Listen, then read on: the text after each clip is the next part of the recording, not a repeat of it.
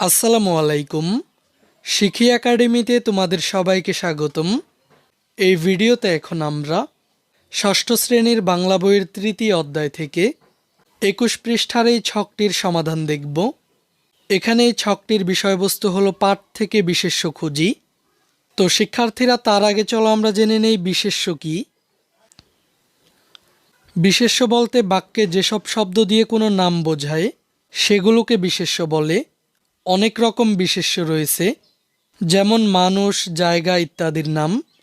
উদাহরণ হিসেবে রাসেল, ঢাকা, গীতাঞ্জলি। এরপর একই জাতের কাউকে বা কোনোটিকে বোঝায় এমন নাম, যেমন শিক্ষক, নদী, গাছ। এরপর কোনো জিনিসের নাম, যেমন ইট, চেয়ার, বই। একত্রে থাকা বোঝায় এমন নাম, যেমন জনতা, বাহিনী, মিছিল। এরপর হতে পারে কোনো গুণের নাম, যেমন সরলতা, মাধুর্য, দয়া। এরপর বিশেষ্য হতে পারে কোনো কাজের নাম, যেমন ভোজন, শয়ন, পড়ানো। তো শিক্ষার্থীরা, আমরা কিন্তু দ্বিতীয় অধ্যায়ে চিঠিবিলি, ছড়া এবং সুখী মানুষ নাটক পড়েছিলাম। এবার আমাদেরকে সেই চিঠিবিলি, ছড়া এবং সুখী মানুষ নাটক থেকে বিশেষ্য শব্দ খুঁজে বের করে তার একটি তালিকা তৈরি করতে হবে। আমাদেরকে এই ছকটির প্রথম ঘরে চিঠিবিলি থেকে পাওয়া বিশেষ্য শব্দগুলো লিখতে হবে, আর ছকটির দ্বিতীয় অংশে সুখী মানুষ নাটক থেকে পাওয়া বিশেষ্য শব্দগুলো লিখতে হবে। তো শিক্ষার্থীরা, চলো আমি তোমাদেরকে এই ছকটির সমাধানটি দেখিয়ে দিচ্ছি। এখানে আমাদের কাজটি হলো পাঠ থেকে বিশেষ্য খুঁজি। শিক্ষার্থীরা, প্রথমেই তোমরা দ্বিতীয় অধ্যায়ে গিয়ে চিঠিবিলি ছড়াটি আবার পড়ে নিবে। তোমরা চিঠিবিলি ছড়াটিতে এই বিশেষ্য শব্দগুলো দেখতে পাবে। এগুলো হলো ছাতা, মাথা, ব্যাং, দেয়া, খেয়া, মাঝি, চিংড়ি, মাছ, বাচ্চা।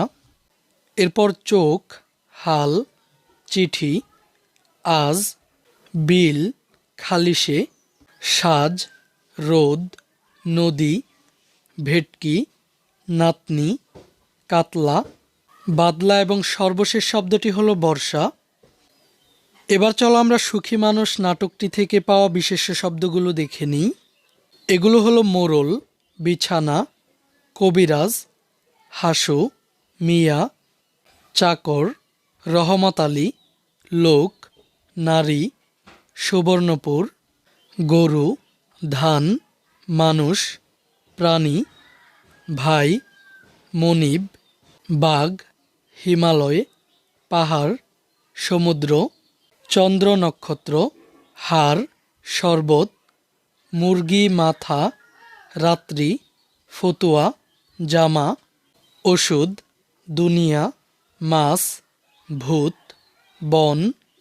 এরপর কাঠ, বাজার, চাল, ডাল, রাত, বাড়ি, চোর, টাকা, সোনা, জুতা, রাজা, বাদশা, ঘর।